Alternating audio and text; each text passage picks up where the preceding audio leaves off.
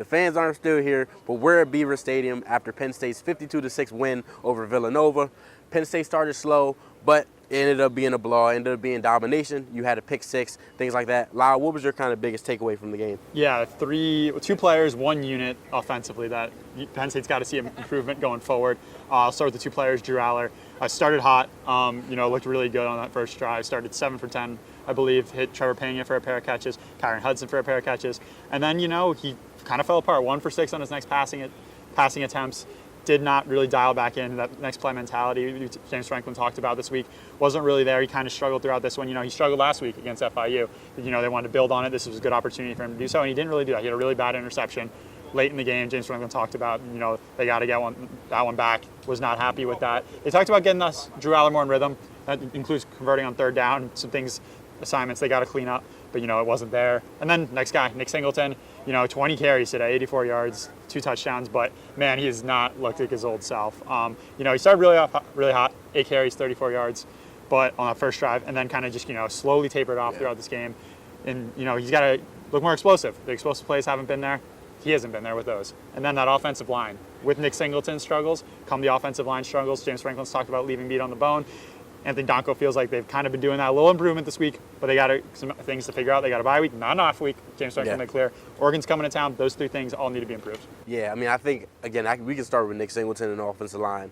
It feels like you can see the improvements. You're seeing Nick Singleton kind of break different runs. He got close to breaking one, I think, early in the game. Again, you talk about having 8 carries.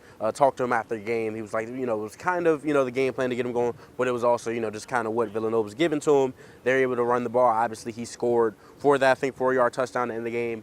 But, it seems like it's not there yet. Nick had, 20 carries, about 84 yards. That's his most carries since 2023, I think. Maybe September 30th, around there, against Northwestern. He hasn't had that much carries since that day. I think that's kind of showing. I think you would expect a running back, the more carries they get. You look at the third quarter, fourth quarter, obviously he didn't play too late into the game. But the further the game gets, the more you expect your running back to really take off. And we didn't really see that from Nick Singleton. It kind of feels like he flailed out nearing the end of the game. But again, you can also, look at Drew Aller. He just hasn't looked like the Drew Aller that everyone was expecting going into the season. You remember when he announced that he's coming back last year, and it was like, okay. And it seemed like he was getting better since then. He had the throws against Boise State.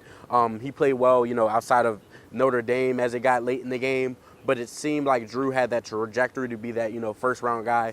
And I don't think it's an overreaction to say that's in question right now. He's missing throws. Again, he looked good early, but that pick was honestly just unacceptable. We're going to leave it right there. I think that was kind of unacceptable. I kind of want to transition to the defense, though.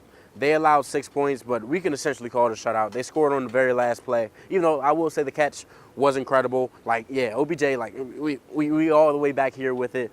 What have you seen from the defense? Do you think the defense has kind of gotten better every week? How do you kind of assess their play? It's the complete opposite of the offense. This unit is performing. James Franklin talked about this week how they want to be more dominating presence. Moving forward, it's hard to really gauge that against Villanova. But it's just really the depth throughout this defense. We entered this season with question marks at defensive end and linebacker. Those units are performing. Denai Dennis Sutton, Chaz Coleman, the veteran presence of Zariah Fisher, though it's not showing up in the stat sheet. That's all performing. Linebackers, Tony Ross and Amari Campbell have combined for 40 tackles so far this year. Linebacker, they went out, they wanted to address that with Amari Campbell. That has been money by this recruiting staff going out and landing him. And then the safeties, Zakee Wheatley is playing phenomenal. King Mack got the start over Antoine Belger today. That seems like a pretty fluid situation. But, King Mack's playing pretty well. Yeah. He was, James Franklin talked about it post-game today, how, he wanted that starting job, didn't get it, but didn't put his head down, got the nod today, and he's, flashing all over this field. This unit is performing under Jim Knowles, and you even got, the bench guys, the young guys. Jameer Joseph, the 4-star out of New Jersey freshman, looked like a playmaker with the ball in his hands on that interception. That's me on Madden, by the way. That's I hit the right stick, I get over, that's what Jameer Joseph did. That was an incredible play. Yeah, they're performing across the board. Everyone's, they had a couple of pre-snap penalties. Zariah Fisher jumped off sides. Nitpicking on some things, though. This unit looks really good. You talk about the Big Ten championship game last year against Oregon with them, illuminating coming in 2 weeks. The offense looked great. The defense didn't. It's been the complete opposite so far this year. I'm going to go out on a limb and say Oregon's the better team. I don't know if that's crazy. It's really not. Entering this one 2 weeks away, Oregon has looked the part compared to Penn State. But honestly, this team, they've got a bye week, good opportunity to sharpen some things, but it's going to be a good one come Oregon. Yeah, as Lyle said, good opportunity. Penn State will have a bye week first, then they will take on Oregon at 7:30 Eastern time on NBC at Beaver Stadium. So until then, you'll see us on the 1-0 podcast. Again, stay tuned for more coverage. We'll see you next time.